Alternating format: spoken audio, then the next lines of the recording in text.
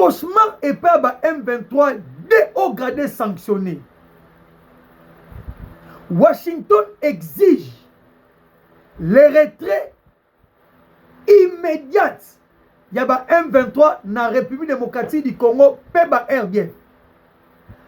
Bataille na Minembwe. M23 na Tiwanero Babundi.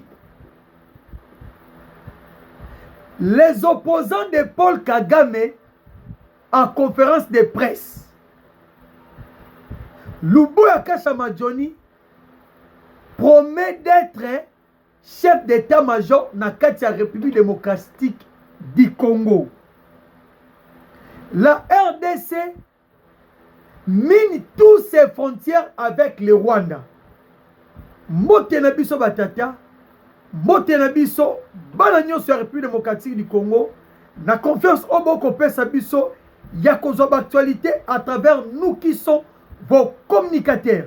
Peuple congolais, na kosenga na bino yambo, to kota na explication, to mozindo ya basije na biso, bo commenter émission na bino, bo liker, bo partager, pe boyeba na ko s'abonner massivement na chaîne nyonso o bokomona mwana mboka Edi Kanza koleka pona kopesa na bino ba actualité parce que eza très important tango nyonso tuyebaka lolenge nini mboka na biso eko tambola eko lala pe ezali solo kolamuka bana mboka cauchemar et pas ba M23 de haut gradé ba M23 sanctionné. Les deux personnes ont sanctionné la 4 ba M23 bandeko moko bango mibale baza ba chef ya renseignement oyo ba rebelle moko Imani Nzenze et moko aza colonel ya RDF chargé ya renseignement. Imani Nzenze pe na compte M23 aza toujours chargé ya renseignement bandeko. Pourquoi bomoni ba sanction américaine et quoi liko na bango? Les Américains ont envoyé les enquêteurs Nakatia Sud et Nord Kivu. Et ainsi que plusieurs rapports au bazan ont déjà dans maboko et outi précisément na ba ONG américain ou ezakana est na biso Human Rights Watch. Ba américain ba comparer na ba information au bazui sikoyo et pas ba enquêteur au batindaki. Baye komona ke ezala musala ya makasi ya kosala pona ko faire respecter o ezali accord de paix to signé ki na bango ainsi que accord minerai et sécurité. Bandeko Nzenze o ba sanctionné ba monike azam moto abomi plusieurs Congolais na Est ya République démocratique du Congo. Et puis Nzenze o bomoni bandeko yende o abomaki ndeko ya Mwami Rajabu mutu na bango moko ya rébellion. Le même Nzenze yende o aza mutu abomaki Magloire Paluku. Et aujourd'hui, les États-Unis montent au créneau, baye ba sanctionner yé pour na ba crime contre l'humanité o basali na kati ya guerre oyo. Peuple congolais, on avait bien dit que ba M23 bako sortir comme ba victoriété, bako sortir paix comme ba scène et sortir, bango tout bako zala arrêter. Et pendant que ces sanctions et ko kweya et pas ba M23 bandeko et si kanangaza abandi ko banga. Abandi ko banga. Bwebi siko bakomi nani? Ba M23 bakomi ko luka mboka nini ko yamba bango na exil. Kagame aboy ko yamba bango na exil. Tu ebisa kibino. Muto boke ko sunga au détriment de la République démocratique du Congo. Kagame a ko rejeté bino ndenga rejeta Bosco Taganda. A ko sacrifier bino ndenga sacrifier ka kunda batware. Malka bomba kai na Rwanda. Bananga basengi na Kagame balobi te nenge makambe komo kendele to mona clarté en cas de pempin faut se réfugier na mboka na Rwanda parce que les seuls mboka ko ya mabongo ezaka Rwanda mais Kagame lobi miette na mboka na nga boko yate Eh bandeko, boyebi pourquoi Kagame boyi? Kagame awanga na bango. Alobaka ke M23 eza mouvement congolais. Soki na yembi bango awa na exil. Ba clairement ke ezanga inde patron na bango ndenge tofundaka bango. Yango aboyi me ba caméra nyonso ya monde eyebi déjà que patron ya M23 c'est monsieur Paul Kagame ata aboyi. Siko nanga sali lettre et pas William Ruto na Kenya. Alobi non, soki amakambe pertibé to sengi soutien pa na yo oyamba biso na exil kuna. Parce que jusqu'à preuve du contraire, Kinshasa a refusé dialogue na biso. Tala ndenge ba sanctionner lelo, nzenze pa ba américain. Ndenge ba sanctionner bango directement. Ba rapport na bango ki na CPI comment ba ko arrêter bango. Nanga pensé que la combinaison de Kinshasa et Kokaki Nzokande tin na niveau international et Sengeli ba kanga bato ba commettre ba crime contre l'humanité. Raison pour laquelle le président Tshisekedi a bien dit Tokoki concernant ba M23 mais Yamoto sur bango et Sengeli ba M23 nyoso ba kende nanu na cantonnement. Na kati ya cantonnement toko traiter makambo na bango cas par cas. Ba nyonso ba commettre ba crime grave contre l'humanité, ils seront bel et bien arrêtés.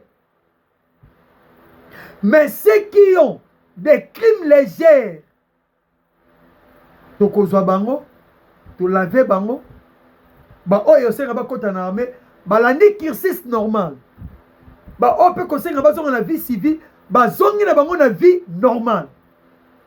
Et loko na bandeko yango ti ele tungisaka Kabila na nanga na bambongo nde anga moni ambongo chaque jour alukaka dialogue pona ko laver o ezali ba I23 bandeko na bango bandeko Washington pelelo a exigé o ezali retrait ya ba RDF na sol congolais. Marco Rubio alors oui, maintenant c'est le moment de faire respecter l'accord signé entre Washington et la RDC et l'accord de paix signé entre la RDC et le Rwanda en présence du président américain. L'heure est venue, l'heure a sonné. Bandeko, ba décision où est soit mis. Kagame abimisi plusieurs journalistes, plusieurs youtubeurs. Babandako kretiaka o ezali Washington. Pourquoi? Washington a eu une décision moko eza claire. Alobi ke na katikati ya mois de juillet.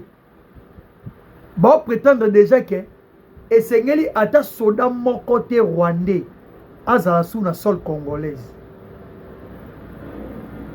Ate koti ya soda rwandais na mabele na biso ba mona sous yango te. Balobi bien. Batikeli Kigali ta mingi. Mais Kigali alakisi bonne foi te. Kagame alakisi tetitesse. Yango Marco Rubio na réunion ba kotaki na kati Washington. Bazui ba décision claire. Balobi ke esengeli Rwanda a quitté sol congolais dans l'immédiat. Et puis ultimatum ba pesier. Ndetolo ba lelo etikali sous 40 jours te. Etikali 35 jours. Bango nyoso ba se retirer. Bango ne va se retirer dans le sol congolais. Et pendant que l'RDF va se retirer dans le sol congolais, M23 kotika la poso ya pamba. Yango la bonyo ki bandeko na bisi na bino M23 cauchemar, exil forcé. Ba o gradé na bango frappé. Siko ba okima wa. Po na kati ya M23 bato babundaka. eza ba RDF monsieur Paul Kagame. Eza ba Rwandais, ba Kenyans, ba Ougandais. Ba militaire congolais au bazar 4 M23 bandeko. Et un rapport mouti kobima 704 depuis le mois ya mars. Ti lelo on va se retirer, va se rendre dans FRDC. 704 militaires, il y a M23 va se rendre dans FRDC. Et alors, bon tika nani. Siko Kagame alobini. Kinshasa continue toujours à soutenir les RD, les FDLR. Bandeko. Azongi Lissous na malobo yakala. Les mêmes personnes. Kagame. Alobi oh non, n'est qu'on protéger la tribu minoritaire. Les mêmes personnes Kagame. Aye alobi oh non, ils ont protégé. Ils ont mesures de défense pour le FDLR. Attaquer biso na Rwanda. Mais pendant plus ou moins 20 ans, Kagame se servait avec les FDLR pour tuer nos mamans, pour tuer nos fils, pour tuer nos amis, pour tuer nos papas précisément dans l'Est démocratique du Congo. Et puis, FDLR, depuis Yaawa, babomi plusieurs Congolais. Botengi la biso sikani ba FDLR baboma ba Rwandais. Oh, les lois cause la menace dans la République à Rwanda. Bota. N'expliquez pas likambo moko. C'est une révélation. Est-ce que boyebi que tant eboleye sikoy Kagame oto kanga frontière. Tandis que Kagame Moutou a s'occuper de la ville à Goma. Ville à Bukavu. Mais eboleye na Goma Kagame kangi frontière. Tomituni Moutuna. Yo o protégaka o ezali banani ba tribu minoritaire basé dans la 4 pays démocratique du Congo. Comment o kangeli tribu minoritaire o ba ko kima na Rwanda sike boleza tenzela. De deux, na site ya Uvira. Bon monaki ke Kagame alongwa ki na rhétorique ya kolobake. Tozolanda ba FDLR a changé qui? Alobaki na ye na Uvira pour la protéger bâtiment ba bomakuna précisément les Tutsis, les tribus minoritaires.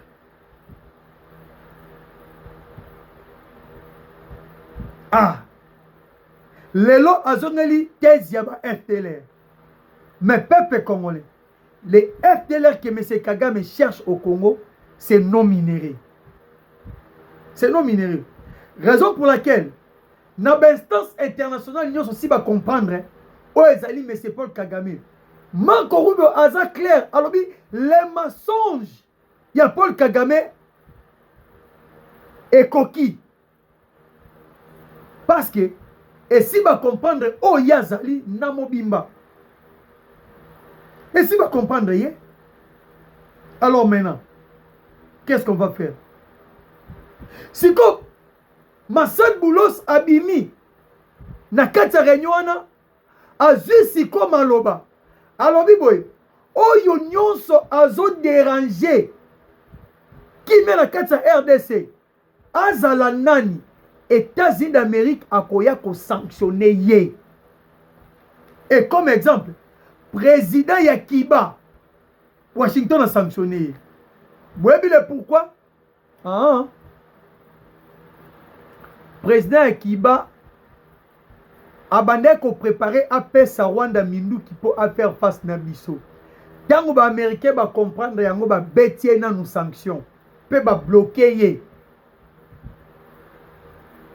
Tous les soutiens et si quand nous Kagama relocalisungi bandeku toko bloquer yango. Yango na bomona rapati so Kagama ke na mboka o alongwe fati pa kei.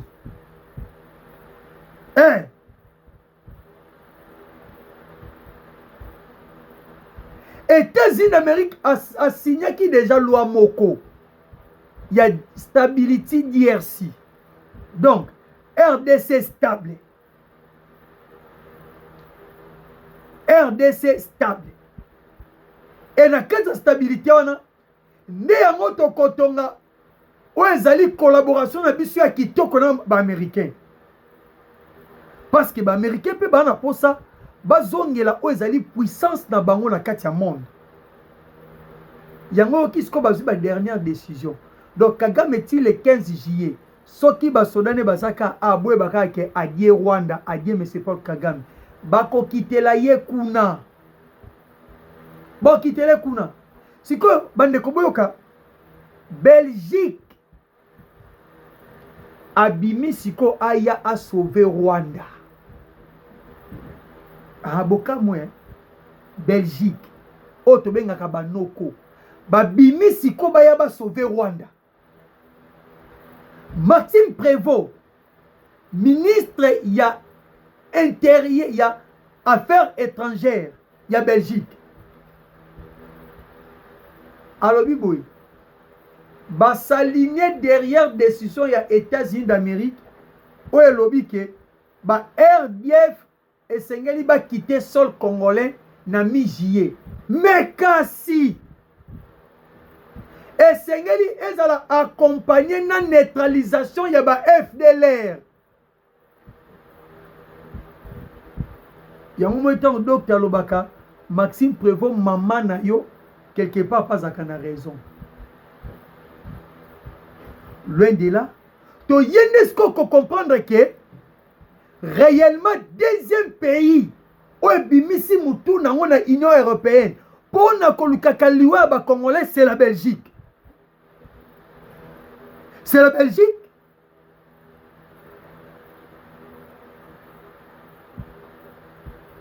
Na Rwanda na biso banani baza na sol ya baninga. Bandeko to mi pesa mbia ba réponse. Banani bana sol ya baninga. Eza bango te. Tango bino ba okolobaka biso to sala ba pour parler na ba M23. Et pourquoi pas Rwanda kozalama pour parler tena ba FDLR na ye tandis que le accord de principe ba koma yango nyonso les Rwanda doivent intégrer les FDLR au sein de leur armée l'administration rwandaise. Et pourquoi yo Belgique olobeli dialogue ya ba Rwandais te entre bango na ba FDLR parce que les FDLR ne sont pas des Congolais sont que des Rwandais. Donc yo vandi na yo bokoka kutata kotonga mboka yango te obozala awa botika Congo inachevé et puis lelo obobimisi maloba ya koya koloba ke ono faisons ensemble Kagame akota en 2009 na tous les 9 frontières na biso combien de FDLR ya kanga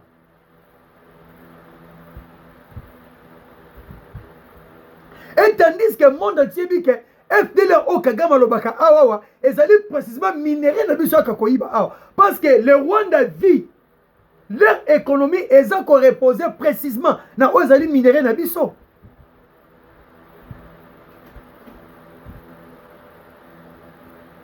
Tala bandeko tozo benga na ba Belge awawa tozo benga na bango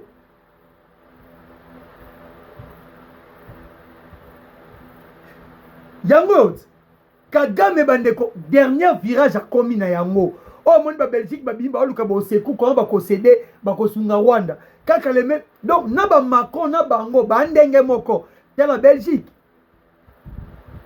suka no ezali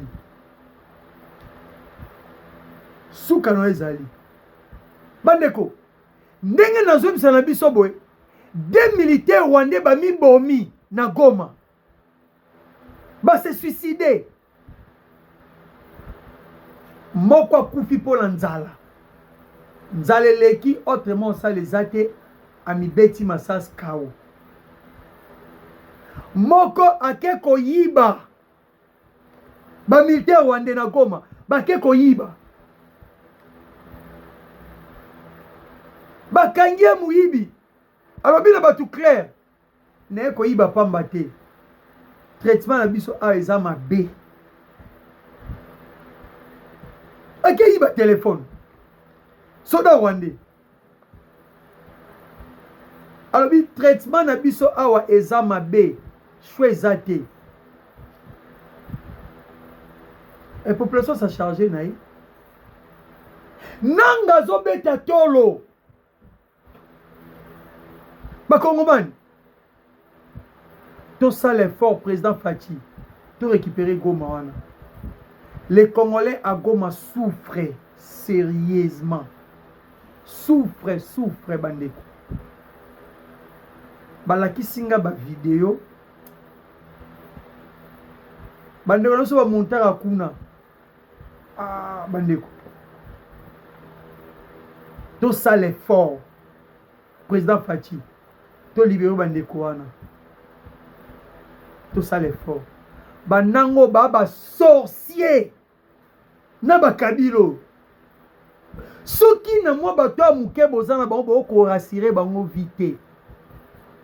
Nde bino wana bokoya ko diriger biso su na Kinshasa.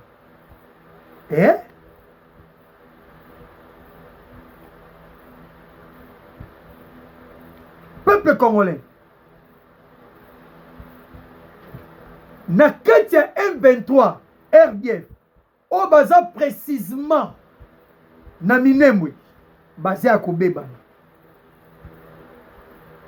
Guerre moko sérieux bundami na kati ya Minembwe. À partir ya 0h 5h.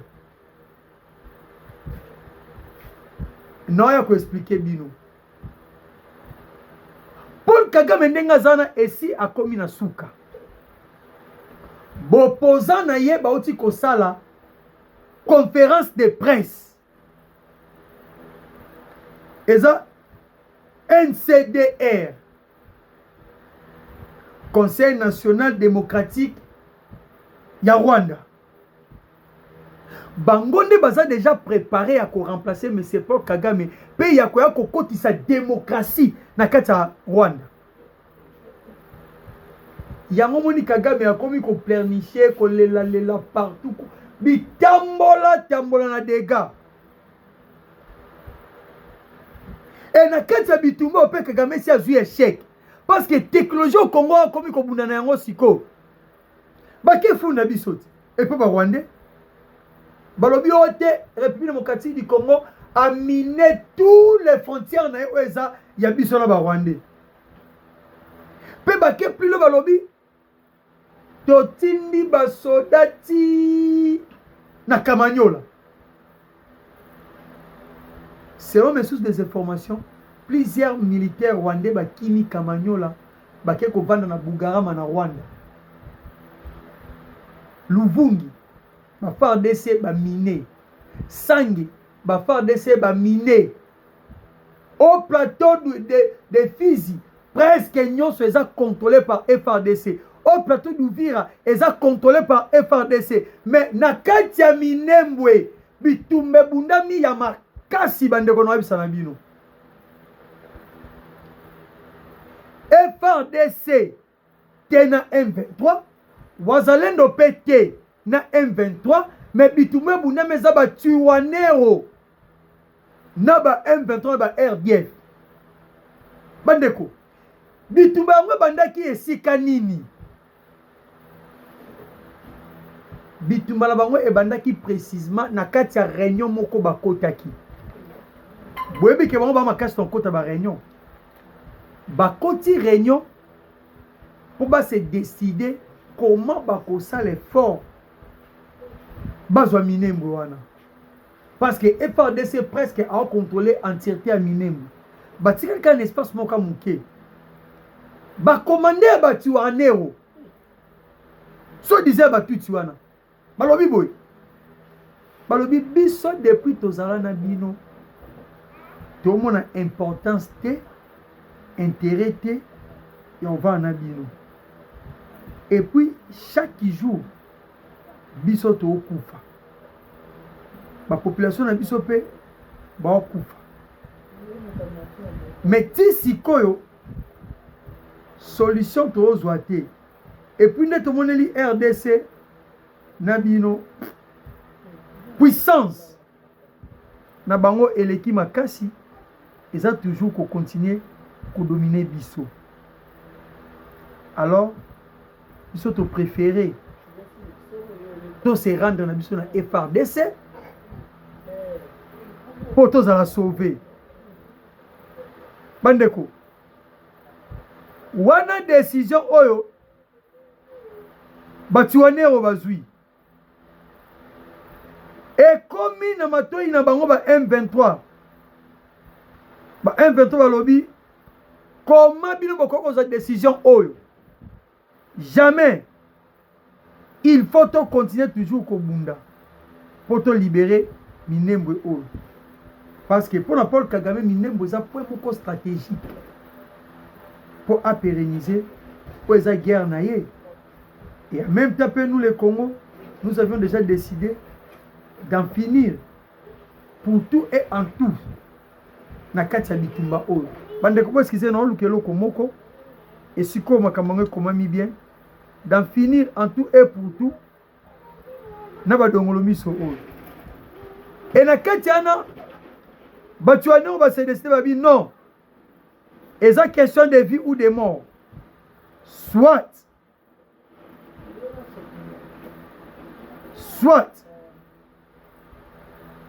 to se rendre na FARDC to sundola bino pour te protéger mabota na biso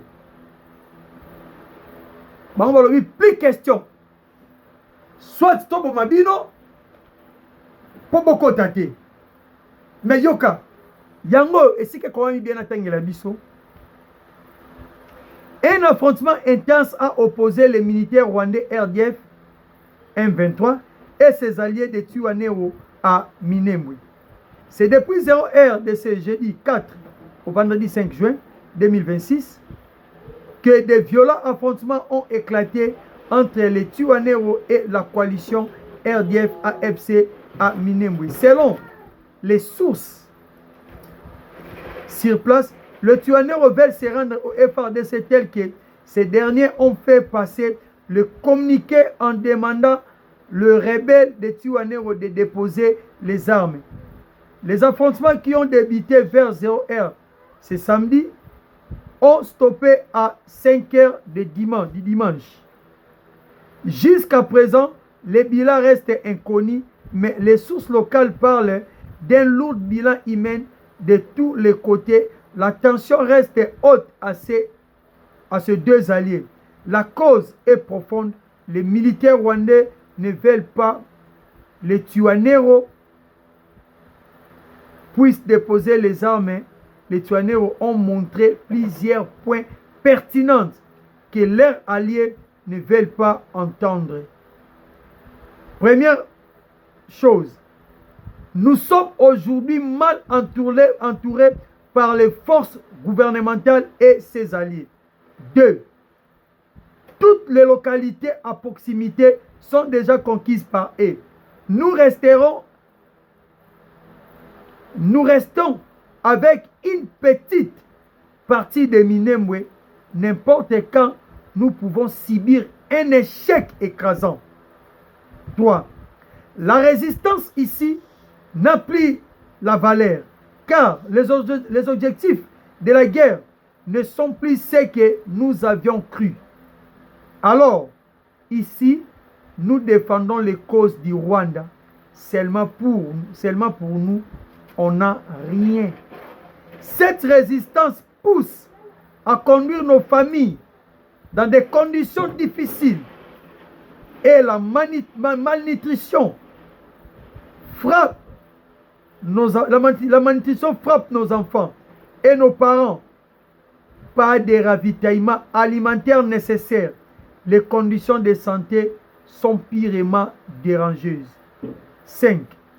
Nous sommes bombardés farouchement. Nos jeunes meurent pour quelle cause? Comme ça, le militaire rwandais continue de se retirer dans plusieurs zones. Alors pourquoi résister? Il n'y a plus espoir dans cette guerre. Nous sommes vaincus. Pour ne pas pénaliser nos familles, nous sommes obligés de déposer les armes pour laisser la paix aux familles victimes d'une année déjà. Depuis que nous sommes ici, pas de vie à Minembwe. C'est la souffrance totale. On nous a garanti l'occasion de déposer les armes et de se rendre, nous allons faire ainsi. Bandeko. Batu wanero ba se décider. Ba eko comprendre que bazande ba umbu ya monsieur Paul Kagame. Paul Kagame aza ko utiliser bango pona ba intérêt na ye moko mesquin ya Kagame, Moïse Nyarugabo, Nazareth Ubewa ainsi que les Mwanga Tuchu. Nde yango moni lelo ba se décider pour ba sauver ba famille na bango. Lokola FARDC lansaki ba drone na balance voix et akoyebisa na bango bo déposer ba arme bati wanero ba préférer ba se rendre na bango na FARDC pour ba sauver ba vie ya mabota na bango. Balobi Kagame ravitaillement alimentaire ezate bana bango babeli ba kwashe corps ba parents na bango ba ko kufa nzala et puis bazo subir ba bombardement ba ibu ba FARDC ba simba na nenga ba jeté bana me ba se décider balobi lokola FARDC pesi biso occasion tout déposer minuki tout se rendre bayaya yebela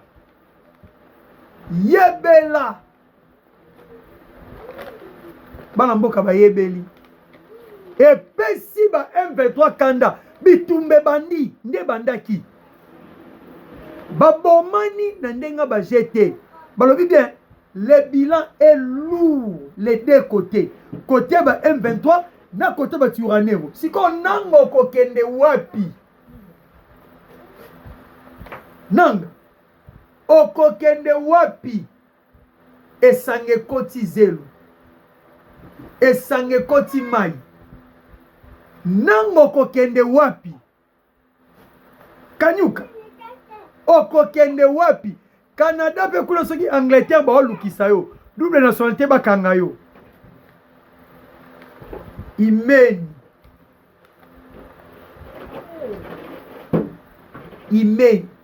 bandeko le général Ubouaka Chamadjoni dans peu de temps il sera nommé chef d'état-major. Je vous dis une chose certainement vraie. Na vitesse auto qui est dans l'eau, ils ont changé rhétorique, il y a guerre haut. Ubouaka Chama, n'enge balongole na ituri, azoya kokoma général chef d'état-major avec 4 étoiles. Ma peke pola. Bon, PC grade directement chef d'état-major. Ako punzanon ba M23 oh bien.